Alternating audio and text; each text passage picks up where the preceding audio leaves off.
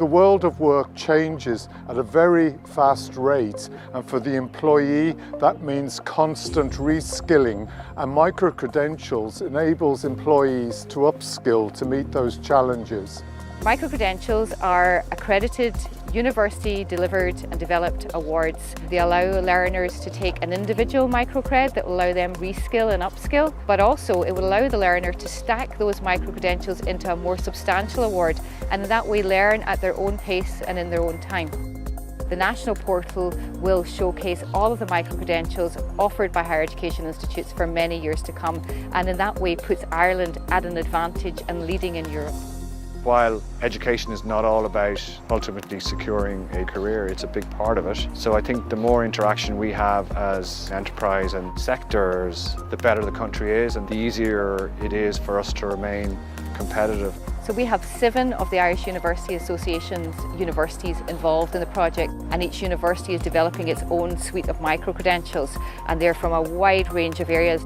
The HCI Pillar 3 funding has given the universities space to innovate and also to think really critically about how we engage with learners and enterprise in a lifelong way. There is a need to skill up quickly. We need to be responsive and agile, and this is one way to do it.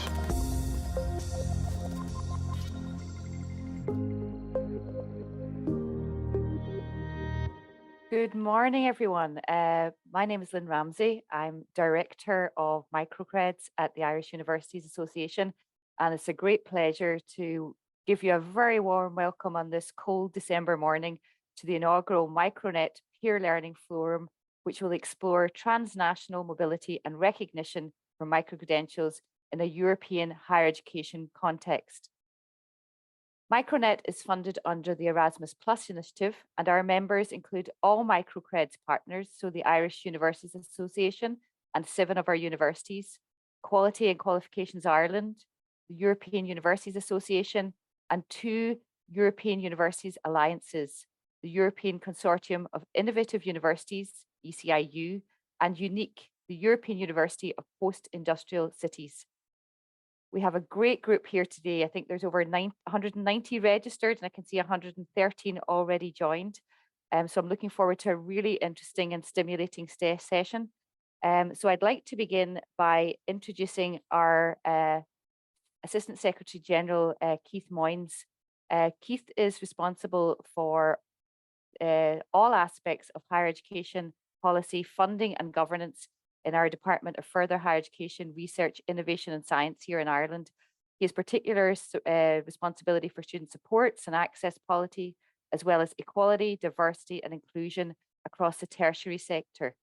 He's previously held roles in the Education Ministry, in the Taoiseach's Department and the Irish Diplomatic Service, and he also served on a posting at the Irish Embassy in Tokyo. Keith's a graduate of both Trinity College Dublin and UCD's Smurfit Business School. So Keith, the floor is yours.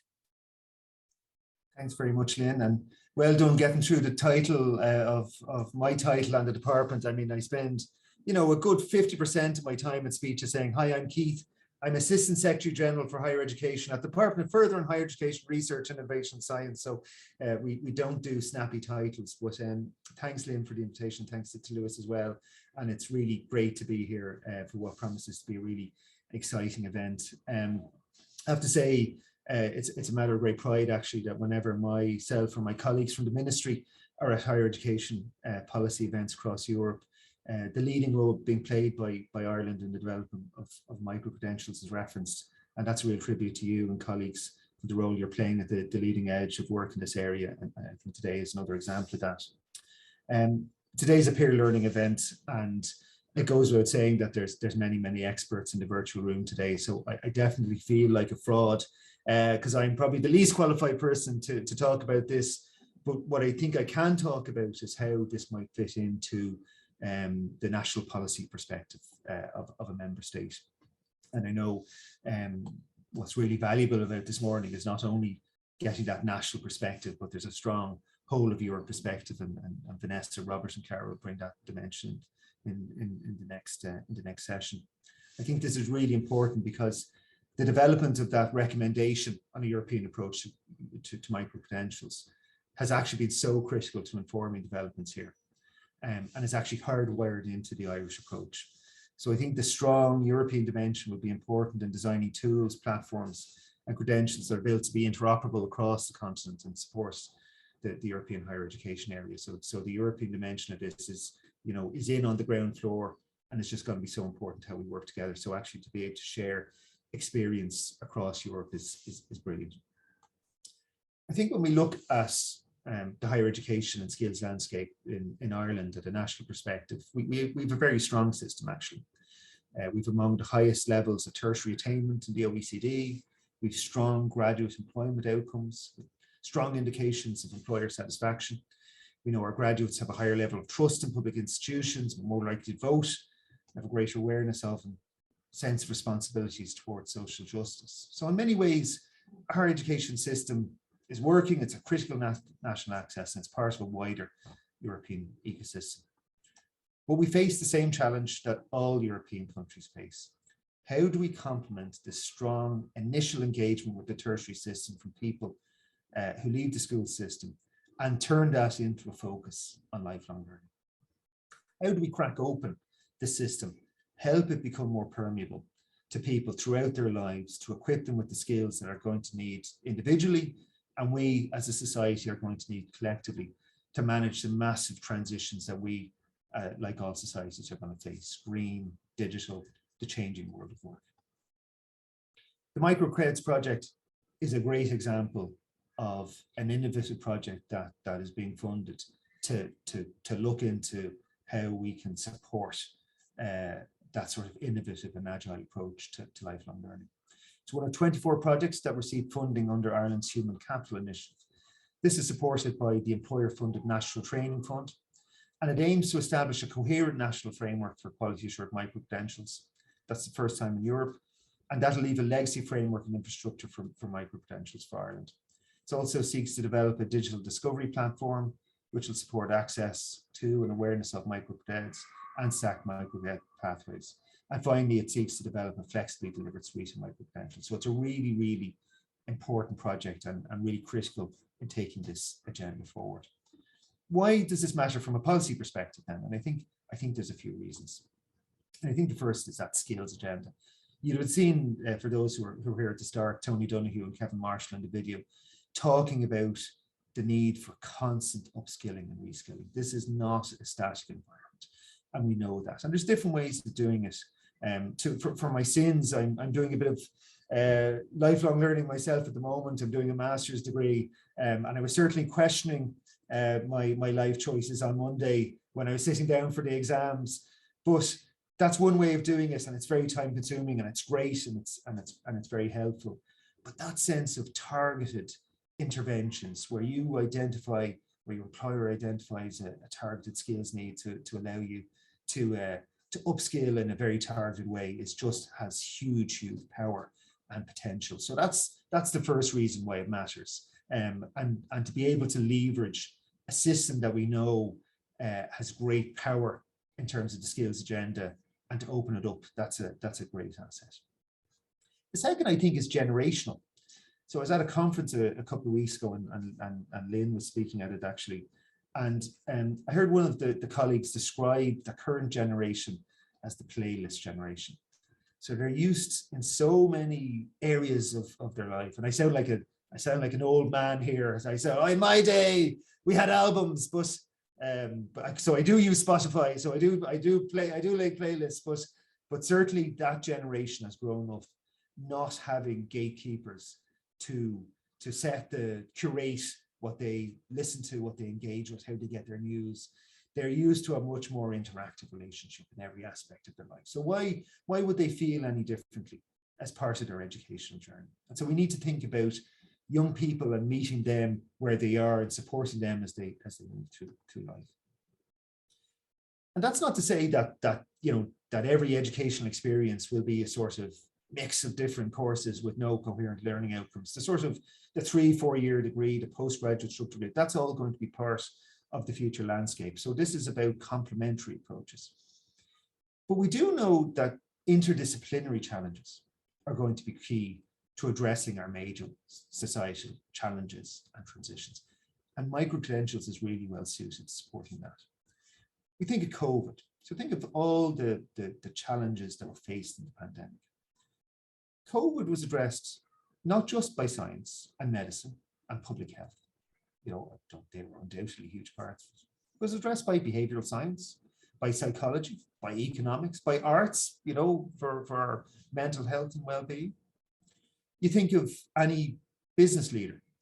So no business leader, no entrepreneur, no person engaged in enterprise is going to be able to think about having a healthy business if they're just thinking of, you know, what you might call the classic MBA type skills. They need to think about environmental, social, governance issues. They need to think about biodiversity. There's opportunities there as well as challenges that they need to think about. And so those targeted things about how people can build up their skills and understanding of these areas is going to be really important. As a policymaker, like all policymakers in higher education, I spend a lot of my time thinking about how we make higher education more accessible to those who are underrepresented. And for many people, the classic 3 or 4 year degree just isn't working. They might be a lone parent. They might have other caring responsibilities. They might be in full-time employment. So the potential for stackable micro-credentials to form the basis of part-time study and that more agile way of engaging with the education system is just very, very powerful. I suspect that actually when we roll this out, when we see it happen, that there actually might be, you know, really powerful outcomes in terms of gender, given the sort of prevalence of weight of caring responsibilities that are laid upon women. So I think there's potential there in that underrepresented space. The same is going to be true, I think, for people in work and those out of work who want to re-enter the labour market. So the opportunity for MicroCreds to provide a basis for targeted upskilling during employment is massive. And that's why the strong engagement with employers and enterprises is absolutely central to these projects.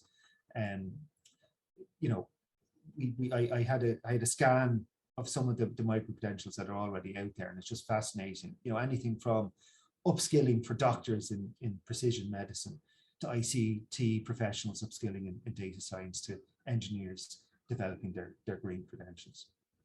So really, really powerful.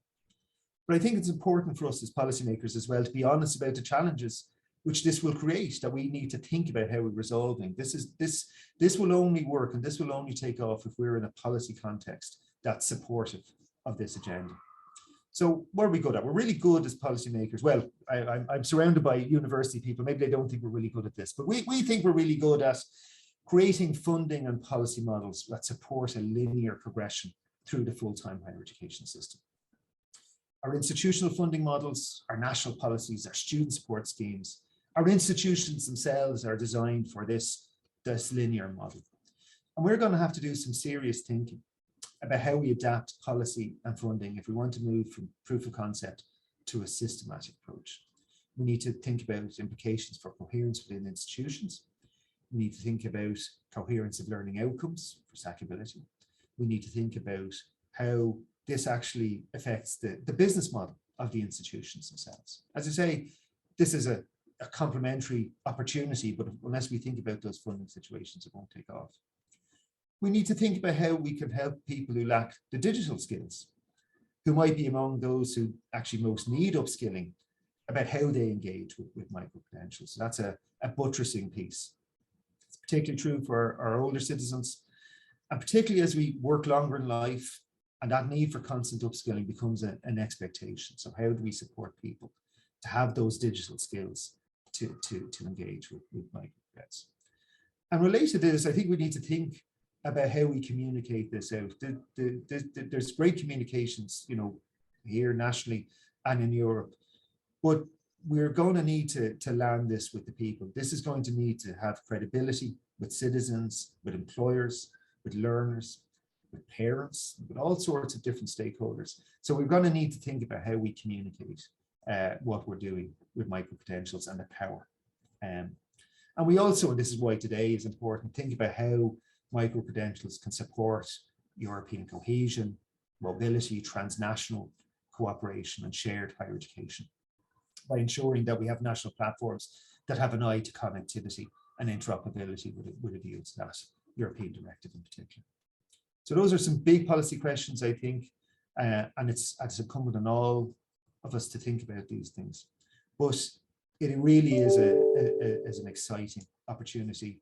We're delighted to be able to participate by supporting the funding of the programme, by listening to the experts, by hearing what colleagues have to say. And we'll certainly commit to playing our part in making sure that the policy environment adapts to make sure that micro-credentials can play the part that we think it all can. So thank you so much, Lynn and colleagues, for the opportunity to be here this morning. And I hope the conversations are fruitful during the day. Thank you. Thank you very much, Keith, and super to have that framing in terms of the big policy questions. So we'll turn now to the second part of today's session, and that's a series of 3 lightning talks. We have 3 excellent speakers. So I'll introduce the 3 speakers and then invite each in turn to the floor. Our first speaker is Vanessa Debilly-Santon, who is head of UNIT in charge of the European Higher Education, Education and Policies Programme within the European Commission's DG for Education, Youth, Sports and Culture. Our second speaker is Robert Plummer. Robert is Senior Advisor with responsibility for issues concerning migration, mobility, education and skills, social dialogue, and the European labour market. Robert is with Brussels Europe. And then our final speaker in the session will be Clara Engels-Perenyi. Carla is Policy Officer in the Skills Agenda Unit in DG Employment, Social Affairs and Inclusion in the European Commission. And many of us in this session will know Clara particularly for her work developing the European Commission's initiative on the EU approach to micro-credentials. So I might ask Vanessa to the floor first, and David is going to be very mindful of time and interrupt if necessary our speakers in the politest possible way. So over to you, Vanessa. Thank you very much. I'm trying to keep the timeline that has been given to us. So it's a great pleasure to be with you today at this peer learning forum of MicroNet, which is a very important Erasmus Plus project for us, led by the Irish Universities Association, and we are very thankful for that. Indeed, in June this year, the Council adopted a very important Council recommendation proposed by the Commission under the leadership of 2 commissioners, Maria Gabriel and Commissioner Schmidt, on a European approach to micro-credentials for lifelong learning and employability. And we are now in full swing for its implementation with the support of the Erasmus Plus program and all the partners of MicroNet. So this Council recommendation is very important because it provides a supporting European framework that was missing so far. First, it provides a common definition of what is a micro-credential. Second, it provides and it lists standards, European standards elements to define and to characterize micro-credentials.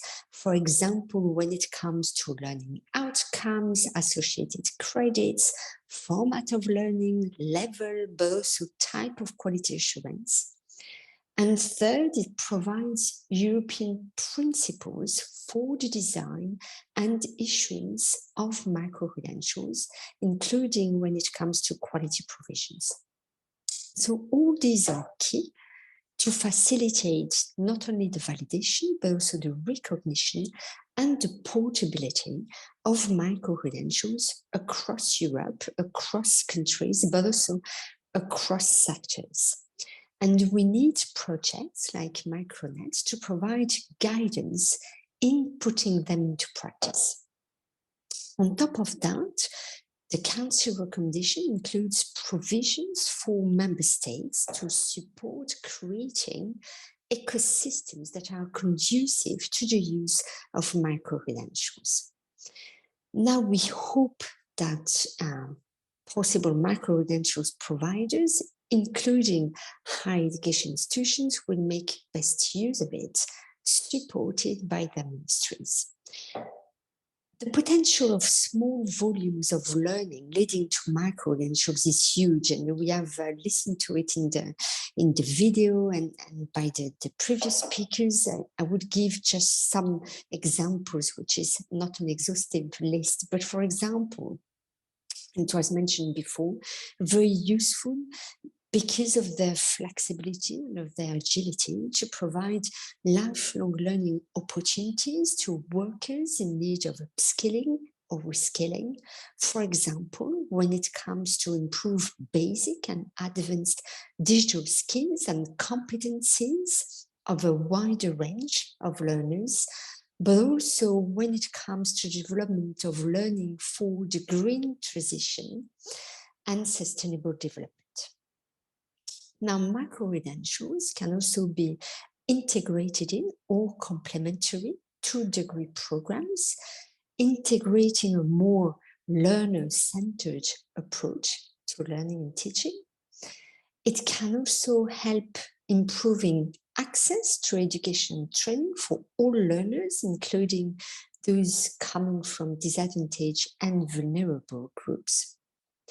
And it can also support flexible learning pathways, including when it comes to facilitating the transition from upper secondary or vocational education training to tertiary education and adult education where relevant. So as you see, the potential is huge. At the same time, it's not a magic tool. This requires to be very well designed to reach the desired objectives. So for this, it requires investment in staff training, and that is part of the recommendations to the member states. And it also requires recognition and valorization of this type of investment in the career of staff. And that is why the Commission is currently working on a proposal for next year and working on academic careers and provision for recognition of this type of investment for developing micro-credential will be part of a recommendation that will be proposed by the Commission.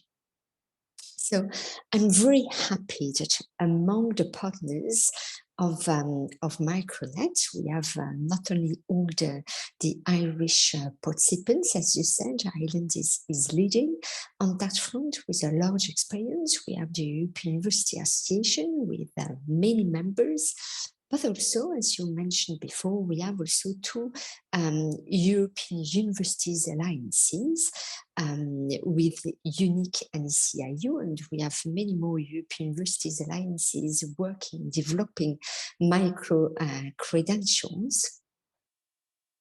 So very important to have all of these partners on board, because that's very important to share and disseminate good practices, but also maybe practices that have not proved to work. It's really important. We are in a learning phase, and it's important to share that and to provide guidance as well to all higher education practitioners that may be interested in developing this small volume of learning leading to micro-credentials.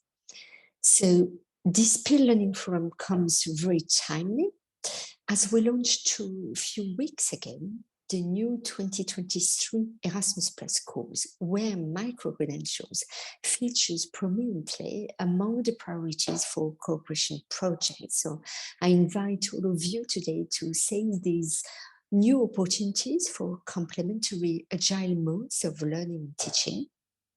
On their side, member states are invited to inform the Commission by end of next year of the measures they will have taken by then at the appropriate level to support the implementation of the Council recommendation. And thanks a lot to Emma for sharing the link to this Council recommendation in the chat.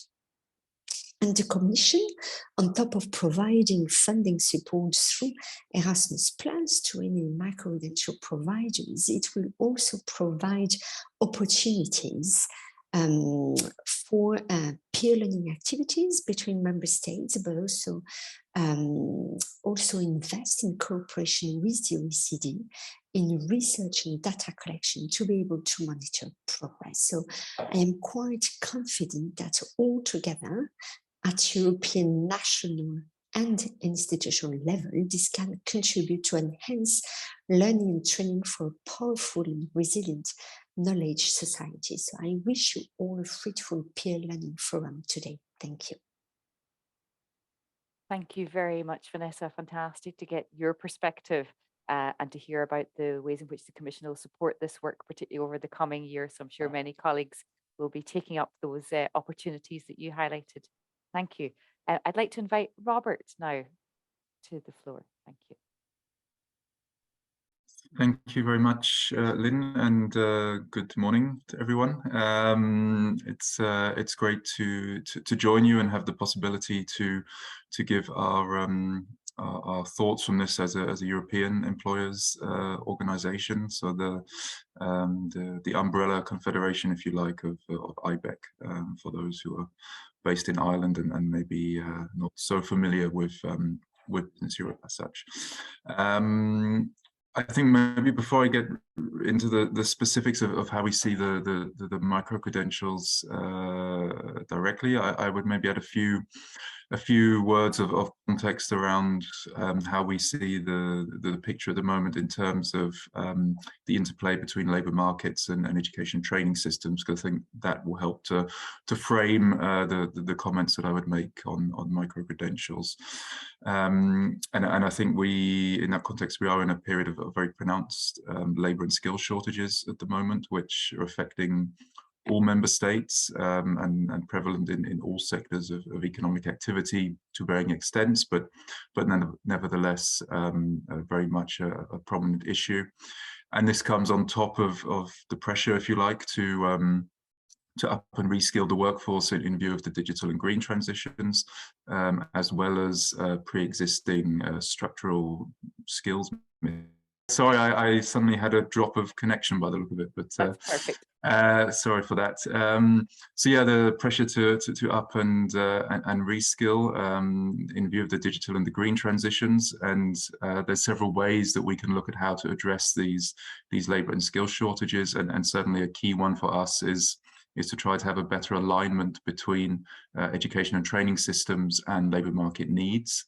And within that, we see a particular importance in terms of having a more timely updating of curricula, education and training curricula, to take into account the new and emerging skills needs. And that, as we, I think, can all recognise, is particularly important in view of the rapid pace of technological change and the demand for digital and STEM skills in particular. We also have at European level now a new target whereby at least 60% of adults, of working adults, should participate in training every year up to 2030. We think this is a highly ambitious target, but that's not to say that we don't recognise the value of and the urgency of up and reskilling, which, as has already been noted by several colleagues, is a constant process. So it's not necessarily questioning the level or the extent of up and reskilling that is needed, but it's about how we go about boosting participation in a lifelong learning context. And that is where I then come on to micro-credentials in particular, because we certainly see that they can have a very useful and valuable role to play in this respect. And I think it's also relevant to acknowledge that it's quite a new phenomenon, if you like, in many member states, the idea of micro-credentials. I mean, there's a lot of various ways of short course training, short cycle training that can be provided, including what companies are doing in the workplace setting. But this notion of micro-credentials, as now framed by the council recommendation that Vanessa was outlining, is quite a new concept, but it's one that we very much welcome. I have to say, we think it's really can add value and is a very good complement to the existing approaches that we see to education and training, and crucially to lifelong learning and maintaining the employability of the workforce, and, as we said, in that up and reskilling context. And one of the key issues and elements, if you like, of micro-credentials, which we find is really important, is the housing of the approach of micro-credentials around learning outcomes. From an employer's perspective, we always find that particularly important, and especially, as I say, taking into account the labour market needs perspective. So that we see as a very good framing and context for the micro-credentials approach and this common approach that we now have at European level. And I think colleagues have also touched upon as well the sort of the flexible, demand-driven nature of micro-credentials, which again we see as being particularly important not only for companies but also in terms of addressing workers' needs and interests when it comes to up and reskilling. And of course, within that, we need to make good use as well of skills intelligence to support that process. And we're obviously here in a higher education setting in this event, and we also particularly welcome the emphasis that has been put in the Council recommendation on higher education institutions and the role and the development of micro-credentials. And the reason for that is that we think there's certainly scope for improving and strengthening the role of universities in the lifelong learning perspective, the sorts of trainings that universities can offer in that lifelong learning context. And micro-credentials really has the possibility to help fill what we see as a bit of a gap potentially in the offering of universities when it comes to shorter and more labour market relevant training courses. So saying that we are in a higher education perspective, I should also just underline that we also welcome the perspective around micro-credentials being delivered through VET. And as Vanessa said, the recommendation that we have at European level was a joint initiative of the commissions dealing with education, but also vocational, higher education, but also vocational education and training.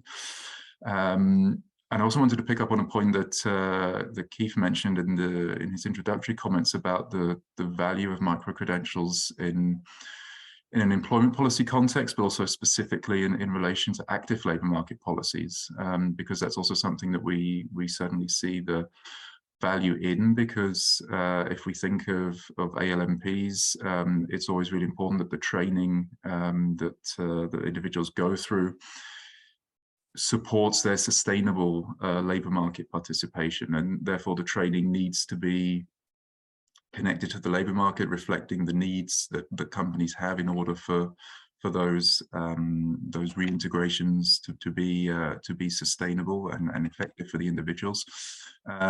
So using micro-credentials in this way can also be a very good way not only of ensuring the labour market relevance of the training, but also doing it in a very timely way as well, due to the shorter nature of the micro-credentials. So overall, I think, as said, we're very positive around the role and the potential of micro-credentials. I think we maybe have to still stress the potential because, as I mentioned, it's quite a new approach in many member states. I think probably Ireland is one of the front runners through the work that you've been doing in this Erasmus Plus project, and so it's great to have the opportunity to learn from this experience and what you take from that. I think maybe one slight point of caution, if you like, that we have from the employer's side is around the stackability of micro-credentials. As such, it's a good thing, and of course there should be a way for employers to see or to have it documented what the learning outcomes have been from a series of micro-credentials. That is certainly very helpful. I think we only have a slight hesitation that you shouldn't be able to necessarily stack the micro-credentials and then automatically receive a full qualification without having passed some sort of exam or test at the end. That was the only slight point of caution, really, that I wanted to mention. But overall, we very much welcome the approach, as said, and really want to promote and support this initiative and this orientation around lifelong learning. Many thanks. Thank you very much, Robert. Really interesting issues raised there that I'm sure we picked up in the panel discussion and in the breakout rooms that will follow. So our final lightning talk will be delivered by Clara Engels. So I might invite Clara to the floor now. Thanks, Clara. Thank you very much for the invitation for this session, and I'm very glad to be here with you today with many stakeholders from Ireland, but also from Europe. And connecting to Vanessa and Robert, I would like to give an overview of the skills landscape in the European context, and especially highlight the increasing policy focus on skills in the EU, and also some initiatives which were taken at the EU level, but not necessarily focusing only on higher education, but having a clear connection to higher education and to micro-credentials, and opening a little bit the perspectives also into these directions, which was already with which Vanessa and Robert have already started, but focusing on a few of these initiatives now. As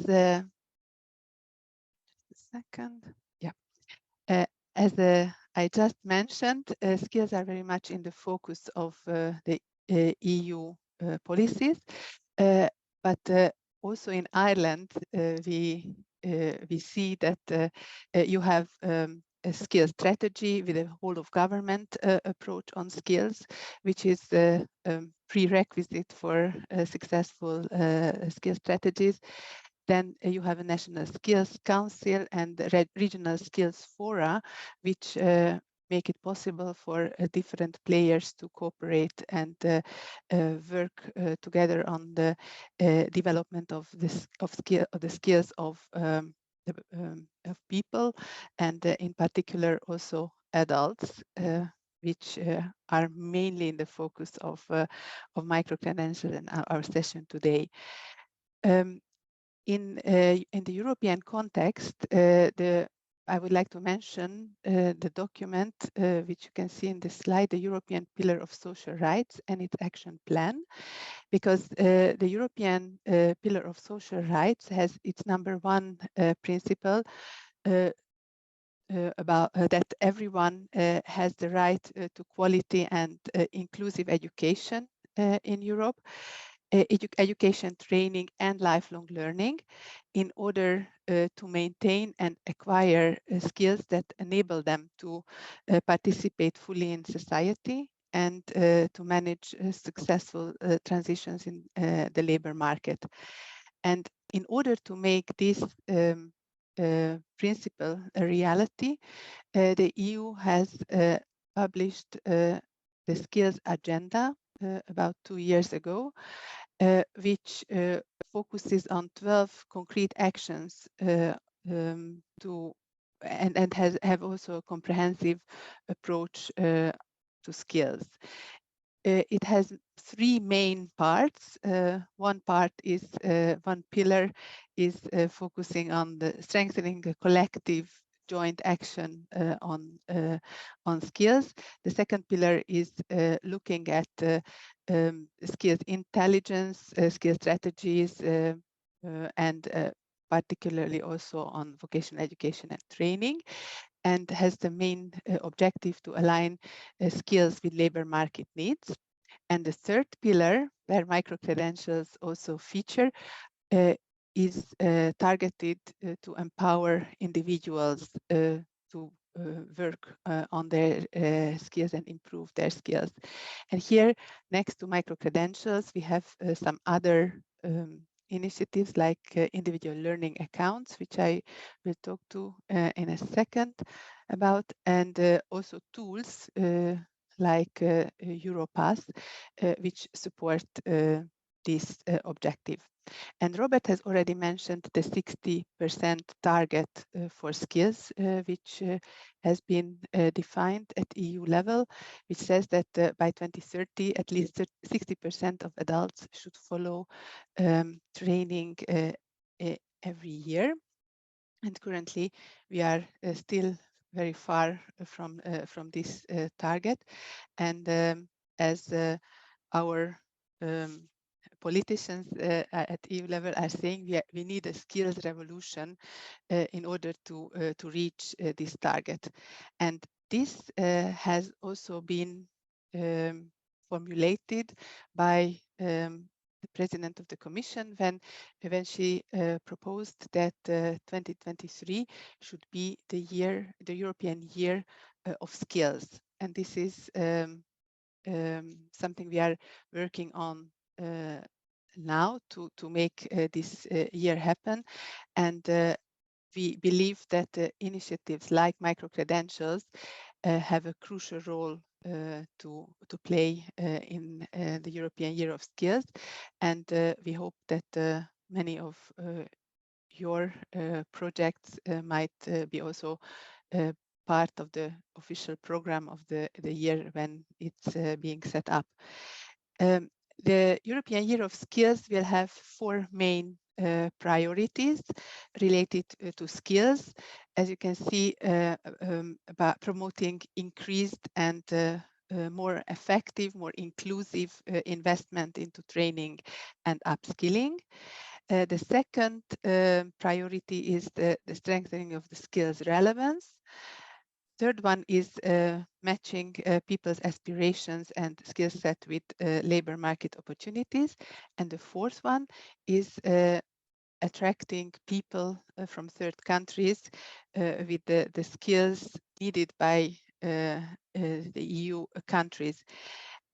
Many of these priorities I have already mentioned when I described the EU skills agenda. And this shows also that we are not planning to come with many new policy developments under the European Year of Skills, but the focus will be very much on delivering on those initiatives that have been adopted in recent years. And here we will promote upskilling and reskilling opportunities, and also events will be organized and awareness raising campaigns. And for this, we will also rely on cooperation of different commission commission services and agencies, but also very much member states and a wide range of stakeholders, social partners, companies, and also individual international organizations.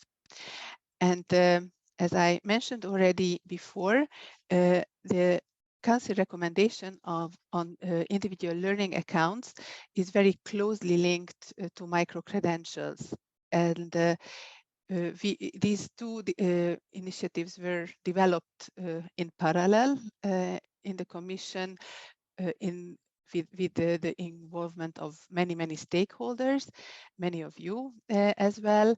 And I would like to raise awareness for this recommendation also here, because at national level it would also be very useful to have some thinking how the two initiatives could be linked. And I know this kind of thinking is ongoing in different member states already, and also in particular in Ireland.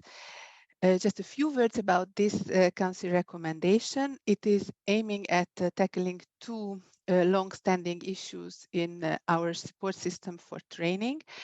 On the one hand, to ensure that all working age adults can access training, including for professional transitions and irrespective of their labor force or professional status. And on the other hand, to increase individuals' incentives and motivation to actually take up available training opportunities. These are also challenges which might be very familiar to you when developing micro-credentials. The Council recommendation on individual learning accounts provides member states with the inspiration for very concrete steps they can take to tackle these challenges.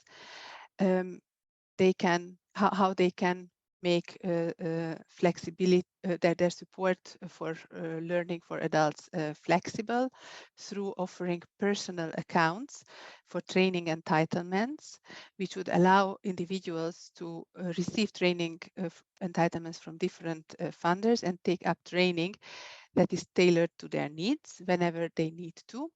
And this would not replace already available training in companies or offered by social partners and other in other ways, but it would enrich this landscape in our view. So this could be useful also in case of an economic downturn, when people could easily get funding on their accounts to follow further training. And this account would not be just standing there alone, but we suggest that it would be integrated with a user-friendly support system where financial support would be combined with information about quality assured labor and labor market relevant training opportunities, validation opportunities, guidance, etc. So these are again very much topics which are relevant for a micro-credential ecosystem, and perhaps the combination of the two could lead for even better results. Then we also have a council recommendation on upskilling pathways, which is already dated from 2016, and it's under evaluation at the moment. And the evaluation results are showing that there is indeed very much importance to basic skills, and this aspect should not be forgotten.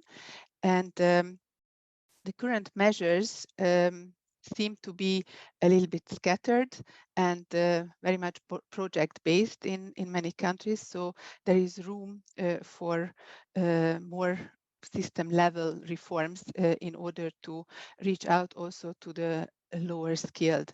And here, micro-credentials could also play a role. Not necessarily only provided by higher education institutions, but also by other providers.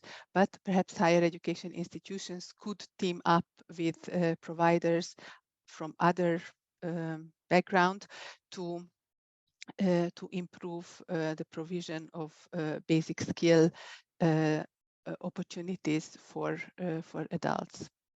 Then I mentioned already that the Pact for Skills is an important pillar of the EU skills agenda, and this initiative underlines the importance of different players joining up and working together on up and reskilling for adults.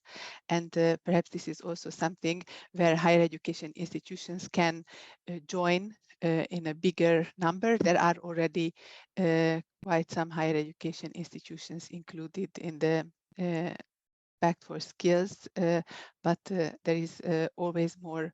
There's always room for more, and especially because the Pact for Skills has, on the one hand, focus on the different industrial ecosystems, but it also has a second layer, which is looking at the regional aspects of stakeholders improving skills of adults, and these two layers show a very interesting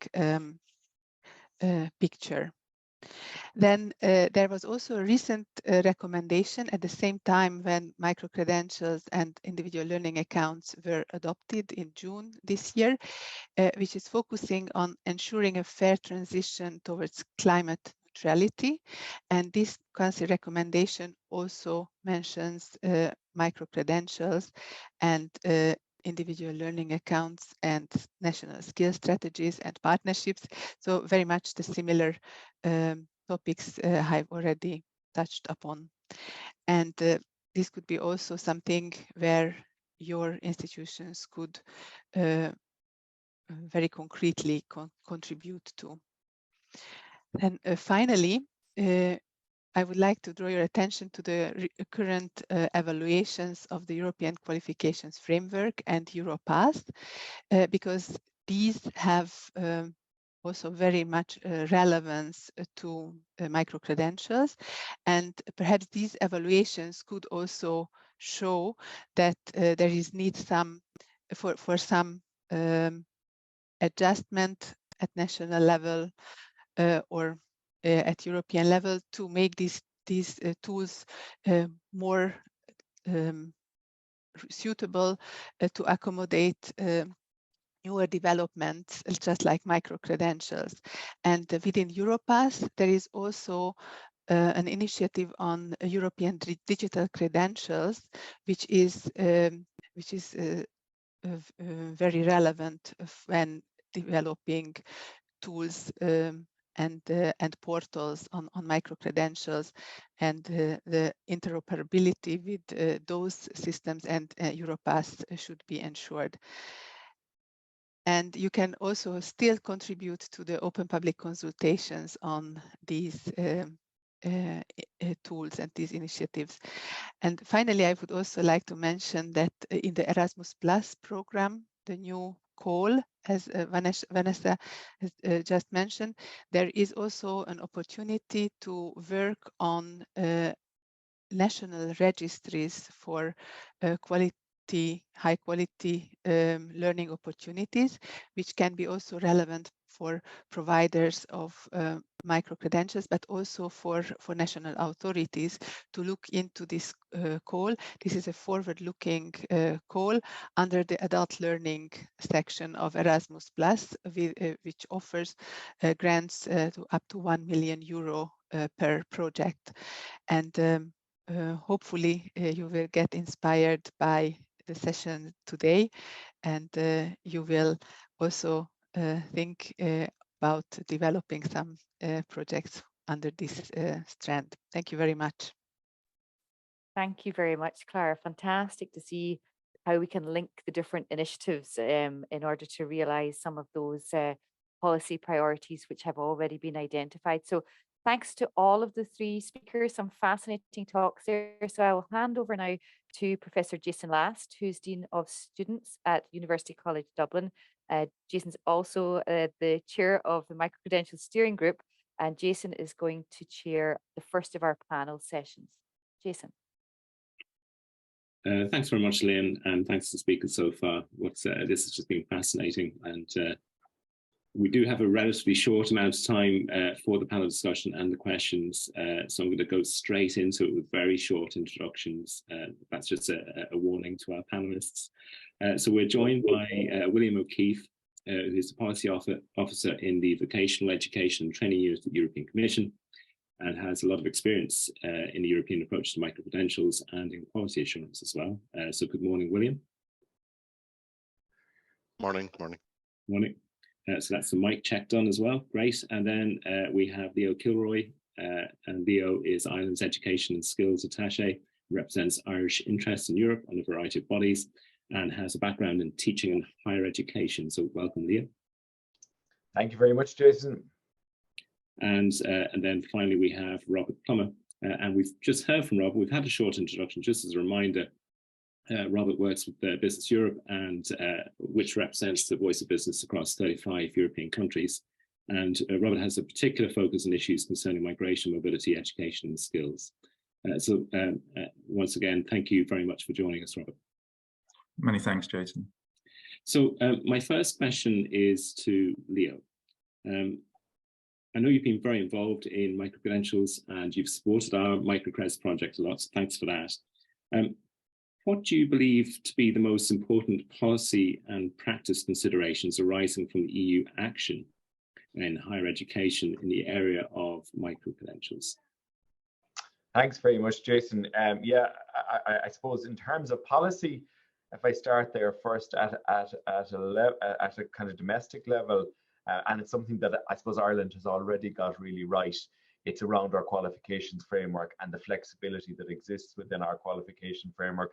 But to have these type of short awards, we've had this for quite a long time in Ireland in terms of the minor and special purpose awards, and that was a stroke of genius, I think, when we were putting together our qualifications framework. That's what some member states are really struggling with at the moment, and we talked a little bit about stackability in the other sessions, and I think our qualification framework allows for those microcreds to be stacked into overall awards. I heard Robert's comment about the concerns that about stackability, and I think we have to remember that stackability happens in an ecosystem where there's good quality assurance anyway. It's not about putting awards together for the sake of putting awards together. It's about putting microcreds together that make sense, that are quality assured together, and that achieve a larger set of learning outcomes, so that the overall qualification is being built up in a really sensible way. So that's a key policy, I think, thing for member states to get right. That's one of the reasons Ireland is well ahead of the curve. I think that the policy framework that exists at an EU level now around the European Universities Initiative and the possibility to develop other partnerships amongst higher education institutes outside of the EUI is a second policy potential for HEIs to look at opportunities to develop microcreds that are innovative, that are cutting edge, and that draw on expertise, knowledge, research from a variety of different institutes. And I think we're at the edge of that at the moment in terms of exploiting that policy potential. But I think there's a lot more to go.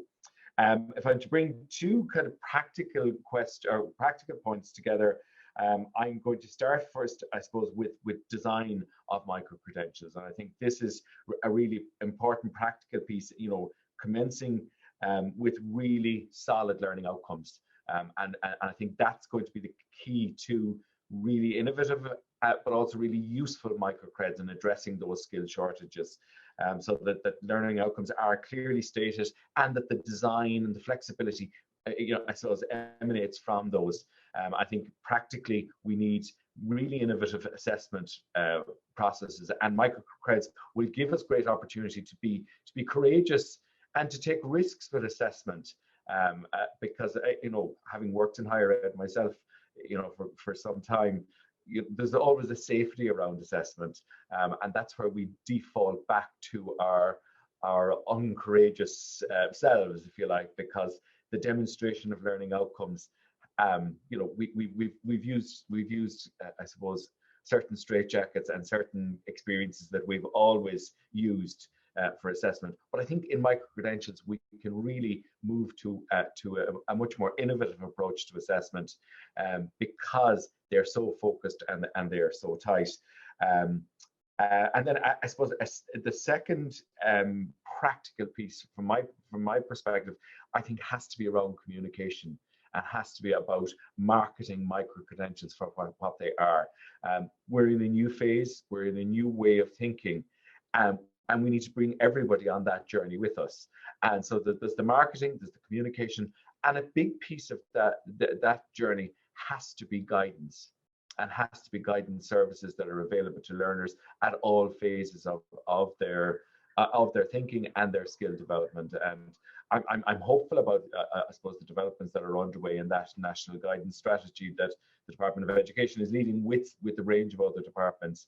But that's I suppose, messaging about what micro-credentials are and what they're not, and what their potential is important for learners. It's important for industry. It's important for all of the partners that will be involved in delivering microcreds. Thanks, Leo. I might turn to Robert next, and just thinking of that word courageous, and Leo's kind of imploring us all to be courageous, for example, in our assessments. And it kind of reminds me that we also have to be agile, and we have to be flexible. And the way in which universities might feel about those words, agility and flexibility, might differ from the way in which business and enterprise might feel about those words. I wonder, could you give us a perspective coming from the business and enterprise sector? Thanks, Jason, and thanks for the chance to elaborate a little bit on this point and to my initial intervention as well. I think for us, you can probably sum it up as content and timing related issues. I think one of the main concerns or challenges, at least as we see it from the employer's perspective, is the time that it can take to adapt formal qualifications to new and emerging skills needs that are identified on the labour market, and to embed those needs into the curricula, so having that sort of feedback loop perspective. But it can take quite a bit of time. Naturally, that process can be a bit faster, saying that in the area of vocational education and training, and that's primarily because employers are typically involved not only in the design but also the delivery of the training in the workplace context to a large extent as well. With university education, it typically takes a bit longer to update curricula, and there's also perhaps a less prominent role for employers directly, at least in that perspective as well. Although that varies from country to country. That's I don't want to generalize too much, and I think there's certainly a point to be made there also around improving university business cooperation, which I think we do see there's good steps in this direction, and in some of our members have universities amongst their membership as well, which is actually a really good example of developing that cooperation and understanding. So it's indeed a question of how the content is developed, and which is what makes the micro-credentials flexible, agile, and relevant. I think I said demand oriented in my first intervention, and that stems from looking at the needs of employers, but also the individuals, those that are doing the courses, and therefore taking into account the needs of employers, but also trade unions, their perspective as well when looking to update the curricula.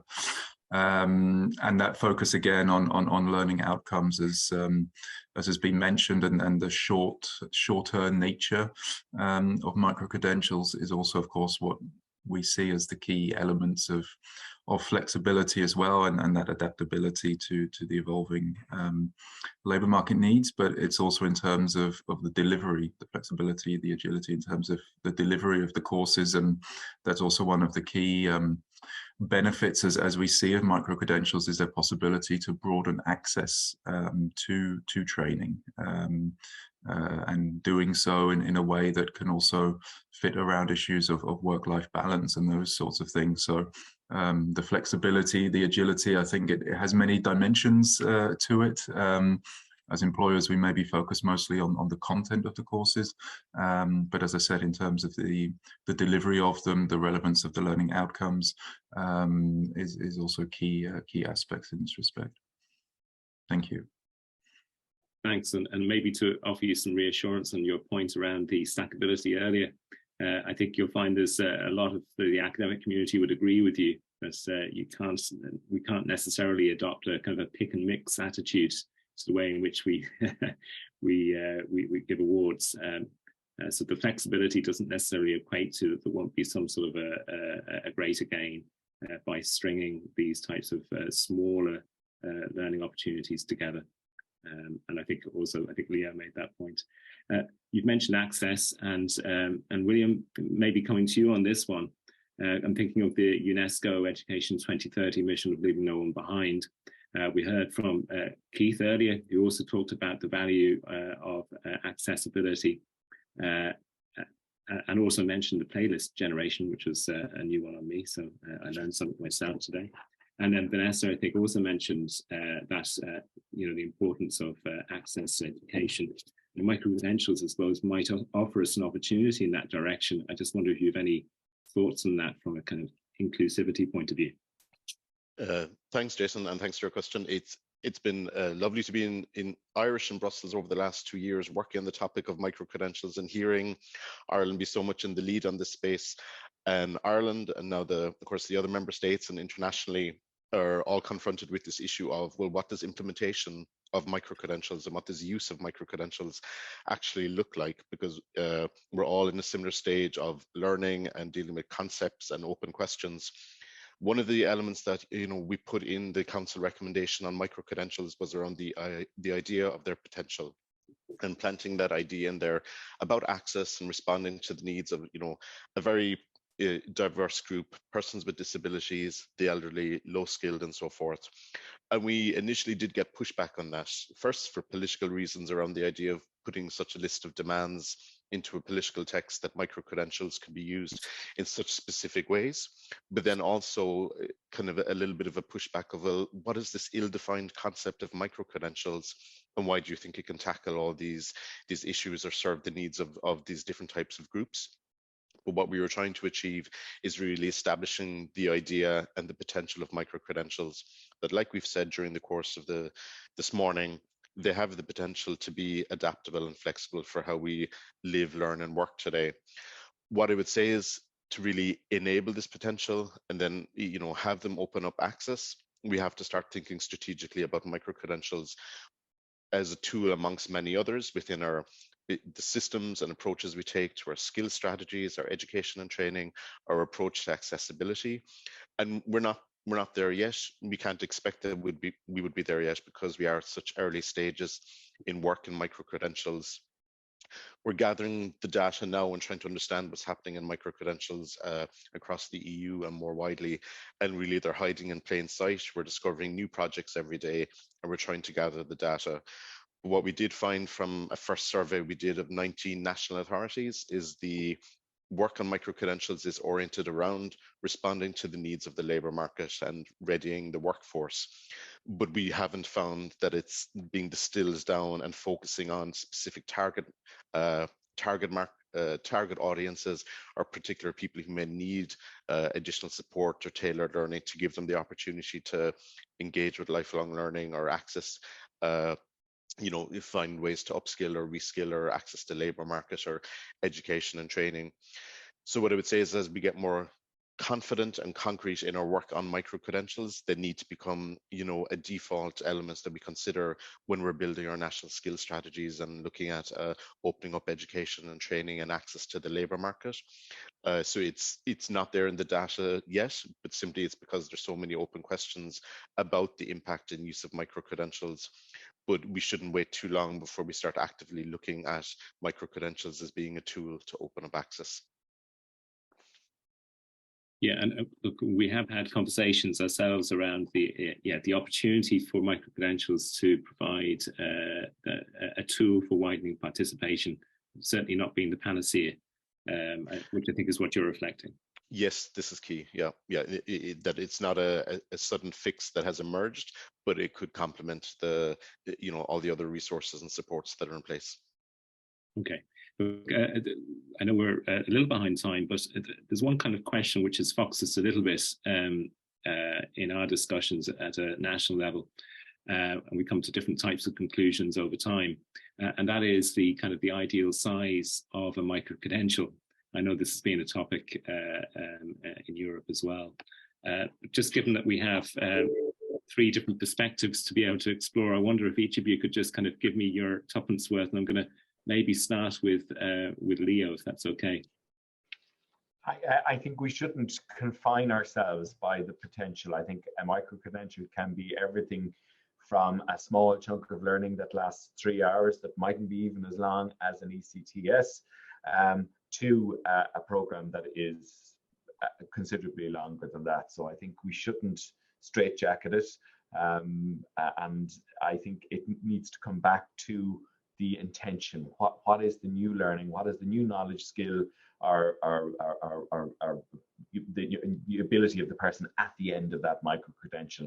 And I think we need to keep the definition and the possibilities of it as open as possible, so that it can serve the varying needs that William has talked about, that Robert has talked about from an employer point of view, and that the provider can provide. Okay, so that's one perspective there, and by that perspective we could all have achieved a micro-credential by the end of this session today on European micro-credentials. You'll have to give us a quiz, Lynn. Maybe Robert, would you agree with Leo's point of view there? I do actually. We haven't really, I have to say, gone into specifics when we've discussed this with our members in terms of size, duration, that sort of thing. But I think from our perspective, we would emphasize the learning outcomes, the content of the credential. That should be the starting point. And if we look at it from our point of view in terms of using it to address the labour market needs and the labour market relevance, I think indeed it makes sense to focus on the content. If it's a company offering a micro-credential, it could be a very focused one in terms of a specific portion of up or reskilling that a company identifies, for example, and that will be determined by the level of upskilling or reskilling training that the company feels an individual needs, and they can define the micro-credential according to that, taking into account the learning outcomes. So I agree. I think we should have quite a flexible approach to that. I think it's something not to maybe define too much, but yeah, for me it should be content driven. Thanks for that. William, anything to add? And particularly on the other side of the equation, how big can it be? Because I think we've heard a lot about how small it should be, but we haven't heard very much about how big it might be. No, I mean, we've looked at practices going on across 27 countries and more over the last 2 years, and it's just not practical or feasible or necessary, because micro-credentials need to be open and flexible and linked to a need. But what's clear is if going forward they're going to be understandable, recognizable, comparable, we have to insist that there is good, clear information given on the workload associated with the micro-credential load. The workload needs to be linked to the skills need and the identified need, just like Leo was saying, but we have put in an annex to the council recommendation, sets of specific information that should be provided with every micro-credential. And if we've good, effective implementation of these, it's effectively a template of information to provide with every micro-credential, will enable the understanding and the recognition of them with the clear information on the workload, complemented with the information on the learning outcomes.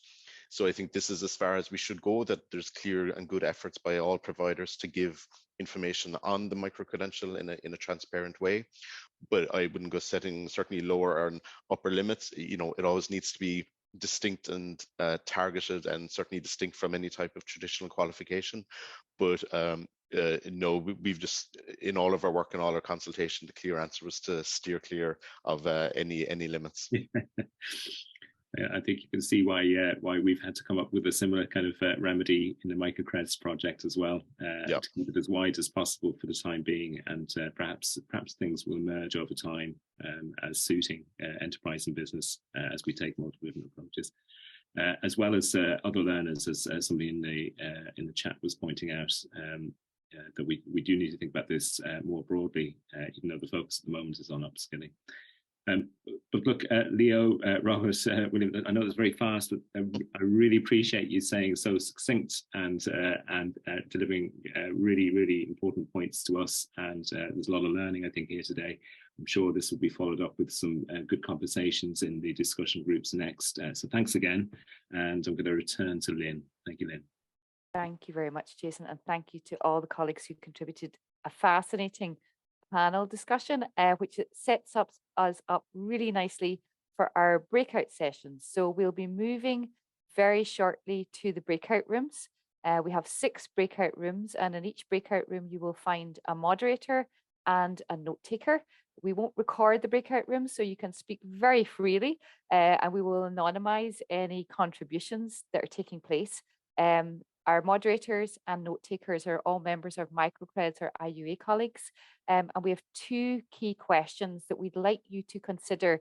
You'll also see a Padlet that will be running throughout these sessions and will run on for a week, so please feel free to contribute to the Padlet. So the 2 key questions are: can micro-credentials support transnational university cooperation and learner mobility? And then secondly, what are the key enablers to achieving this? So I ask that you contribute fully and freely in the sessions, and we look forward to seeing you in roughly 30 minutes. And David will automatically assign you all to breakout rooms, so you should be transported there in a matter of moments. Enjoy the sessions. Okay, just while everyone's filtering back, I might introduce myself. My name is Geraldine Carroll. I'm Professional Education Manager in Graduate and Professional Studies at the University of Limerick, and also a very proud partner of the MicroCreds project that's funded by the Human Capital Initiative here in Ireland. I've been asked to chair the second panel session today. So I think we're all back. So what I might do is introduce the panel and maybe make some reflection on the very busy breakout sessions we've had. And I can see the Padlet board is building as well. So if I can introduce the panel, first of all, we have Dr. Emma Francis. If you could switch on your camera. Yep, is Project Officer at the Irish Universities Association for the HCI funded MicroCred project, working also with MicroNet partners in the development of transformational projects. Emma leads the enterprise model for the MicroCred project in particular. We also have Dr. Jim Murray, who's Director of Development at QQI, Quality and Qualifications Ireland. Through his 30-year career in education, Jim's focus is on developing education policy and best practice administration. And then finally, we have Tony Donoghue. Tony is Policy Advisor for IBEC, Ireland's largest business representation body, and also chair of the government's expert group on future skill needs, and a strong advocate for enterprise within the education ecosystem. So Tony is also a member of the Higher Education Authority and European Centre for the Development of Vocational Training. So just a couple of words on our breakout session and looking at the Padlet comments here. I mean, we had a good conversation around transnational university cooperation, particularly as a way for universities to play to their strengths by partnering with other institutions. So this idea of cross-pollination of disciplines and strengths and coming together, and that all rolls up, I think, into increased EU competitiveness. And also, I suppose, attracting talent from other European countries into our own regions and vice versa. Some comments here from the Padlet, some questions around, how do we stack to maintain quality assurance? Some comments around funding and the need for funding for all. So we mentioned earlier on about society and community. How do we make sure that the access to micro-credentials is equitable to all as part of these transnational cooperative agreements? So I might leave the Padlet for now and turn my attention back to the panel. And maybe, Tony, I'll direct this one to you, because I suppose, developing my earlier point about talent, and I know that everybody on the panel here is either concerned with enterprise or very strongly involved in accreditation. And sometimes there can be a natural tension between these two things. And we spoke earlier on about speed and the need for speed, and enterprise want things tomorrow, whereas academic institutions have an academic rigor to uphold. So there's often a positive tension around that. But I suppose I'll bring you in maybe to comment on that in the context of making more agile education ecosystems, and also just any insights that maybe you have from your breakout room today. Thanks very much, Geraldine, and thanks to all the previous speakers. It's been a very interesting morning.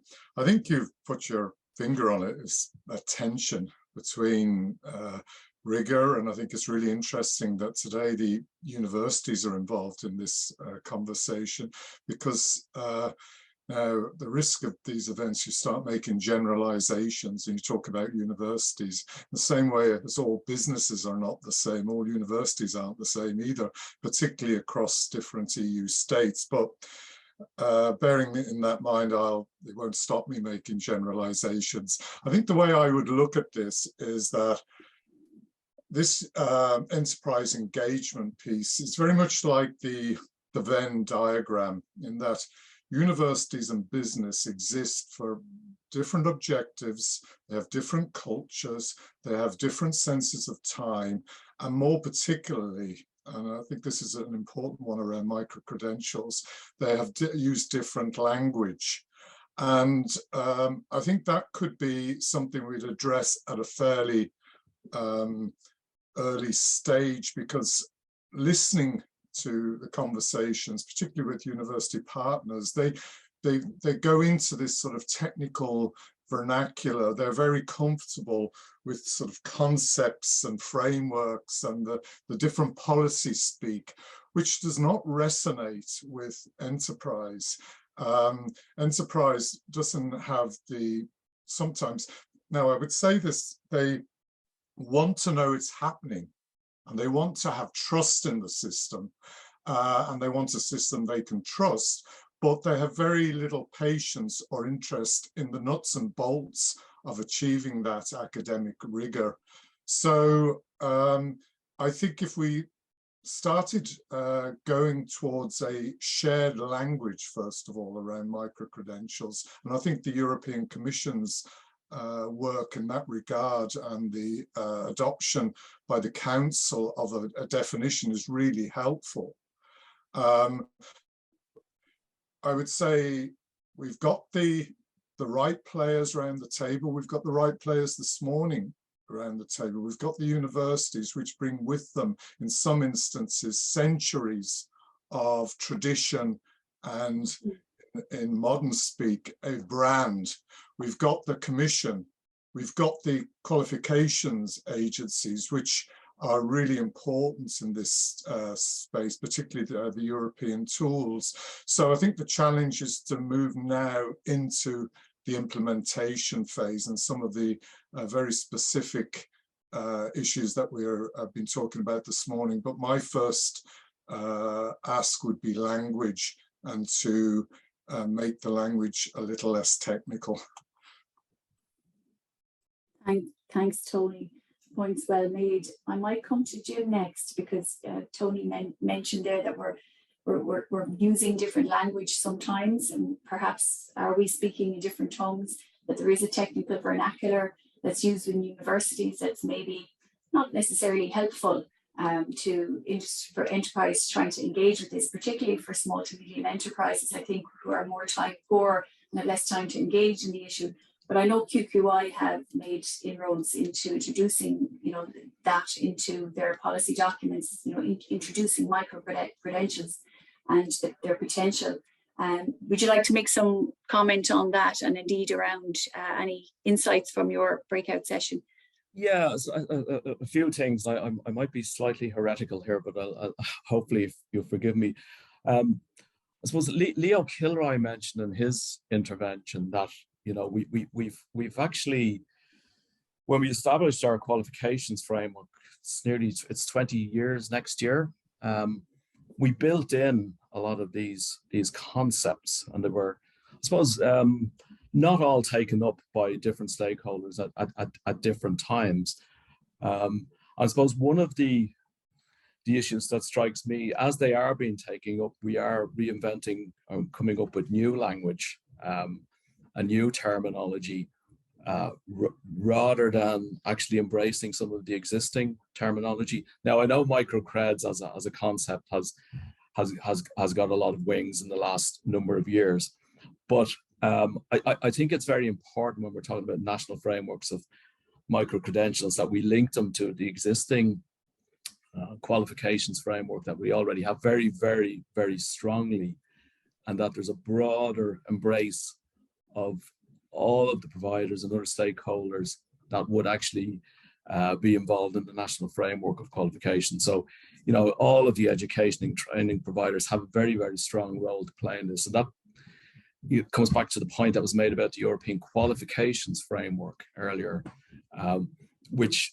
would be regarded in Europe as a key tool for the recognition of qualifications. And I think there's always a danger of creating sectoral frameworks and calling them national frameworks, where the key thing is to be embracing and to bring in all of the different stakeholders when you're talking about a national framework. And I appreciate that different sectors have to move at different paces, and that's fine. But I think it's important to be, frank and honest about what that actually represents, and that when we talk about national, has to be national in the full sense of that word, and embracing all the national stakeholders. So the thing that has struck me is that, in a sense, we had some of these concepts right from the very beginning of our national framework of qualifications. We used terminology like minor awards, special purpose, and supplemental. There was a slow take up on that at the time, but not across all of education and training and enterprise. But I think it'd be well worth reconnecting with some of that and having a wider embrace then with the full stakeholder cohort nationally. And I suppose one of the things that always troubles me a little bit when we start talking about transnational cooperation, if we don't have full national cooperation, I will be a little bit troubled by that. That the transnational is for particular groups, whereas that doesn't include all of the national stakeholders. So just a few obs there. Thanks, Jim. And I think it's been the qualifications framework in Ireland has been complemented by an earlier panelist, and I think you're right. We do have flexibility built in there around special purpose awards, minor awards. So perhaps it is more around the language, and you're speaking the same language that we need to focus on. But I might bring Emma in there now. Emma, you are leading the MicroCreds Innovate sessions with industry.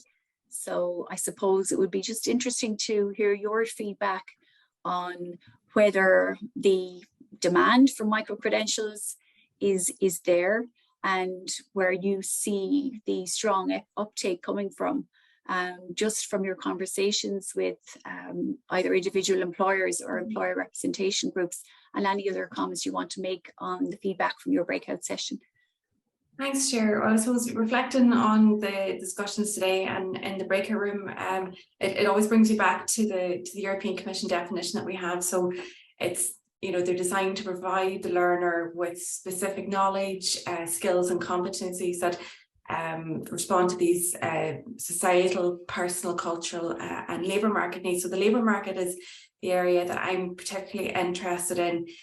We know from the work that is underway at the MicroCreds project that micro-credentials, they're really attractive for enterprise, for talent attraction, for retention. As Tony himself noted in our introductory video today, that this constant upskilling is necessary for the modern workforce. And I suppose I like the way that Robert framed it as well, as it's this urgent need to address the skills shortages that that are being experienced. And again, this very much aligns with this lifelong learning network. So the work that I've been involved in through our sustainable enterprise engagement around micro-credentials, it offers this opportunity for enterprise to be, better informed on micro-credentials, and the framework has been particularly helpful around that. And it also has been very useful to help address these specific priority skills needs. So climate, zero carbon agenda, the digital transformation, and for SMEs as well. So we bring together enterprise and our university partners to interrogate skills data, working together to create micro-credentials that address these higher level skills gaps. We know from work that we've done to date, with enterprise, that particularly rationale for investment, that's particularly important for enterprise. Micro-credentials need to address clear enterprise needs, but enterprise is also very cognizant too of the importance of inward investment in their workforce. So that also has the benefit of closing out skills gaps, improving enterprise productivity. Delivery mode of micro-credentials is really important for enterprise. Cost, obviously, these are key considerations. So how the learning will be delivered, that really helps with the capacity issues for enterprise. So will it be online, in the evenings? Will it require 2 to 3 days out of the office on site? So, these are considerations. I suppose one thing as well that cropped up in the breakout room that I was in was around research, and I know Tony was particularly interested in this. We know from our events that micro-credentials can take the research out of the university into enterprise and also vice versa. So we're very conscious of the role that research and innovation can play here. So I suppose as well, another thing as well, just to note that micro-credentials can be viewed by many of the sectors that we've engaged with as being almost like this resilience and capacity building instrument. So being able to address and plan for these, you know, sometimes foreseen jobs shifts, so such as in the case of artificial intelligence or zero carbon, where you would have, you know, role or occupation changes, but also as well for the unforeseen or other socio-economic shifts. So I suppose there's quite a lot of data there that we've gathered so far. But from our perspective, they've huge potential to deliver on the national and the European skills agenda. Clara called it the skills revolution that's been needed, and I thought that was a really nice way to frame it. So I hope that we can contribute to the work that's ongoing here through the work of both MicroCreds and MicroNet. Thanks very much, Emma. And I might just go quick fire question then back to the panel. We've talked a lot about here skills for employers, employability. You know, we've talked about the policy of no one being left behind. In looking at the Padlet, there's voices coming through. Well, what about community? What about society? What about microcreds for personal development? And I'm cognizant that the microcred project is funded from the National Training Fund, and so their needs have to be at the very core and centre of how we spend this funding. But is the microcred conversation, do we think, getting too flooded by you know, economic competitiveness and employers' needs at the, I suppose, the disadvantage of society and community? And Tony, I'll go to you first because you're smiling. I was going to say, would that it was. Is it not still flooding the university needs? Which actually brings me to, I just had a thought here, because it is really around, you know, I'll come to your question in a second, Geraldine, but having a conversation with a university colleague about the implementation piece, and they said to me, but yes, that will cannibalize our existing courses. And I said, that speaks volumes. I mean, what's the problem? Because it is around innovation, and I think innovation and disruption. In terms of your direct question, I don't think there's necessarily a contradiction there, because we heard from a previous speaker, I can't recall who, that the whole ESG agenda, you know, environmental, societal and governance agenda, there is some prejudice is a bit too strong of a word, but when you get people like me arriving in universities, and I still feel it sometimes, representing enterprise, you feel a bit like the barbarian at the gate who has got this very sort of utilitarian view of education. Guess what? Business are looking for well-rounded citizens, and there is some okay, we use a particular, I referenced language before, we use the language of competitiveness, etc. But we're also, if we're to have well-functioning, sustainable enterprises, we need well-rounded workers with lots of different interests, bringing lots of different skill sets, lots of different perspectives, and that will guarantee the success and sustainability of their enterprises. So I don't see an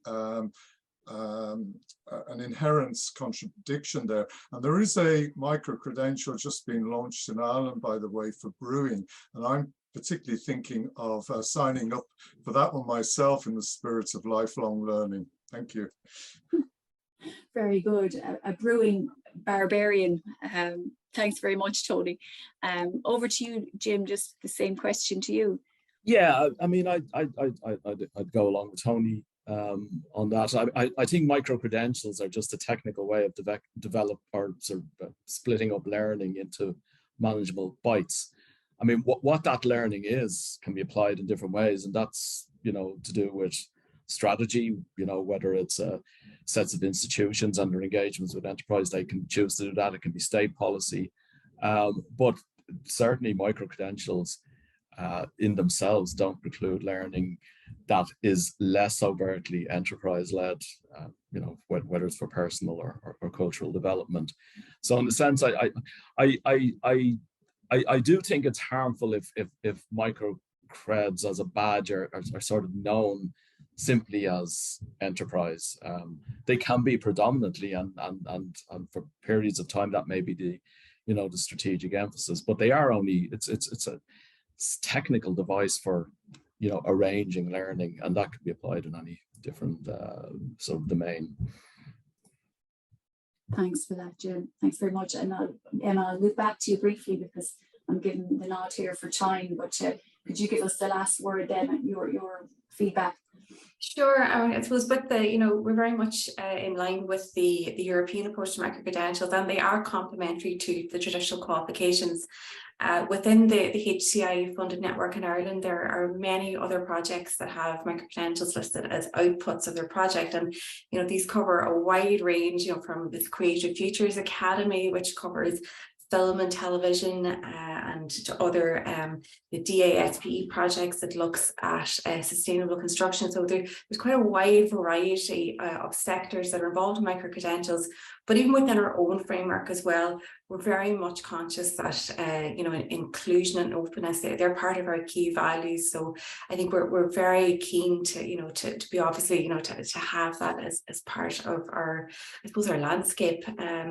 But I think, yeah, that's, I think the framework is it's enabling and it will be open as well. So thanks, Chair. Thanks so much, Emma, and to all our panelists. Thank you very much. Lynn, I might hand it back over to you.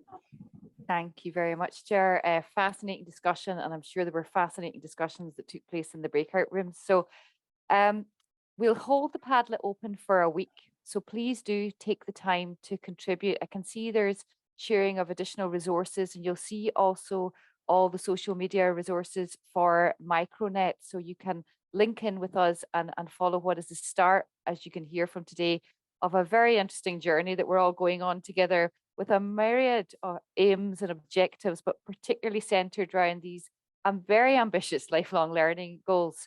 And I think the European framing and the European context that we looked at today is going to be extremely helpful as we move to the next stage of development of this work. So I'd like to thank, on behalf of everyone here, the team who really made this possible. I'd like to thank in particular our guest speakers. So that's Keith Moynes, Vanessa Debbie Santon, Robert Plummer, and Clara Engels. I particularly like to thank all of our panelists. I thought the panel sessions were fascinating. So particularly like to thank Emma Francis, Tony Donoghue, Jim Murray, and also William O'Keefe. In your breakout rooms, you had both moderators and note takers. The note takers will now distill the comments, and that will feed back into the work of MicroNet. And these will be available as an asset openly for other people's works also. And in particular, in that context, I'd like to thank colleagues from the Bologna Future working groups who joined in the breakout sessions today. So moderators today were Sorka Mulcahy, Susanna Zarka, Katrina Nigiva-Vickel, Mags Ireland, Deirdre Harkin, and Janice Mulvaney Glennon. And our note takers were Derek Annikinen, Emma Francis, Conker McLaughlin, Emer Radley, Louise Griffith, and Kate Wood. I'd like particularly to thank Sophie Bonham, who was assisting with the comms, but big thanks over and above go to David Korskiden, who did all of the pulling together and running the timelines and making sure everyone was prepped. So thanks a million to David for all this and much more that I didn't talk through. So one of the joys of MicroNet is that we work with really exciting partners, and one of those partners is ECIU. So ECIU will host our next event. So I might pass over in conclusion now to Dr. Mairead Ní-Ghaile-Vickel from DCU, and Mairead will just briefly frame the next session, which ECIU will lead. Thanks, Mairead. So delighted to join you, and apologies for joining late. I'm actually in Twente at the next ECIU kickoff meeting for the second part, or the second phase of the ECIU University. And I think our strapline is very important. I might come back to the question there Geraldine had posed, was we're 13 European universities working together to reinvent the way learners learn. And that goes from the undergraduate right through to continuous education. So we're very much around the life-wide, lifelong, and also the employability agendas. I suppose specifically about the ECIU, we're very much focused on major societal challenges, and we provide flexible learning pathways based on micro-credentials.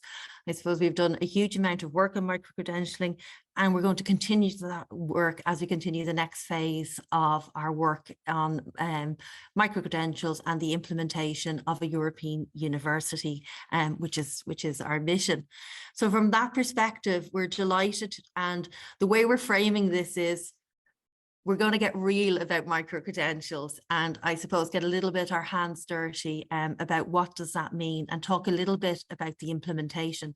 And for the next MicroNet event, which we are delighted to be hosting, and DCU as part of ECIU will be hosting, we're delighted to be able to talk to that. So the event will be held on the 9th of March from 11 to 1, taking a similar format as today.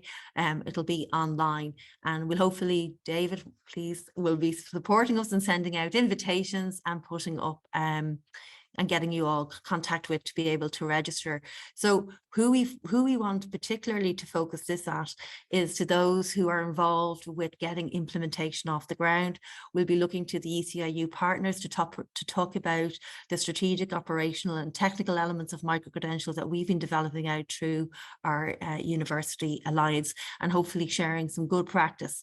We'll also be presenting the results of a survey that we're conducting across 2 European alliances, the MicroNet partners, and also with the MicroCreds institution. So we should have some good results, because it's one of the deficits in this area is to look at the empirical data of implementation and to understand how we can do this and to do this best, so that we can be reflexive and that we also can ensure that micro-credentials as an offering, particularly from a higher education perspective, becomes a reality for lots of institutions, and therefore realizing those advantages that micro-credentials will and should have for learners and for lifelong learning, etc.